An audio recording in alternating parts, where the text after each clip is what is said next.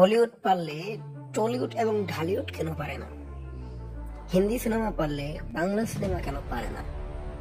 যেখানে বড় বড় স্টার শাহরুখ, সালমান, আমির এবং বড় বড় অ্যাক্টর একসাথে আসে, তার একটা জনযন্ত্র বলেন সিঙ্গাম একাইন, দেখেন না কত বড় বড় স্টার, তার পাঠান, জওয়ান, সামনে আরো কত বড় বড় নায়ক সবগুলো একসাথে আসে তাদের বক্স অফিসকে ফাটানোর জন্য। তো আমাদের বাংলার যে তিন সুপারস্টার নায়ক আছে, সুপারস্টার একজন মেগাস্টার, দুজন সুপারস্টার, তারা কি আসতে পারবে একসাথে? এই মেগাস্টার শাকিব খান, তারপরে জিৎ, দেব, এরা একসাথে আসলে কি কামড়ায়?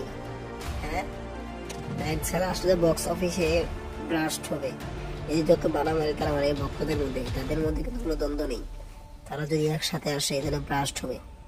দেব কিন্তু খাদান নিয়ে আসলো, জিৎ কিন্তু লায়ন নিয়ে আসছে, এবং শাকিব খান কিন্তু বরবাদ দিয়ে আসছে সামনে। গত কয়েকদিনে দরদ মুক্তি পেয়েছে, তুফান মুক্তি পেয়েছে, তুফান তো বক্স অফিসে।